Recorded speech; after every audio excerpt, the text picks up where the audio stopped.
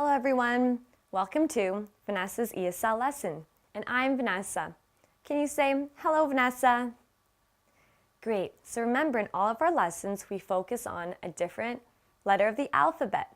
We focus on the sound and then we talk about some new words that begin with these sounds. Let's talk about today's learning goal. Today is all about phonics, phonics of the letter Q. Q. We have a big Q and we have a little q. K, k. Once again, today's lesson is all about the letter Q. Let's begin. Let's take a look at a word that begins with the letter Q. K, k, queen.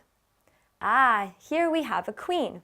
Can you say k, k, queen? Queen. One more time. Queen. Excellent job. Hello. Let's take a look at another word that begins with the letter Q. Here we have quest. K, k, quest.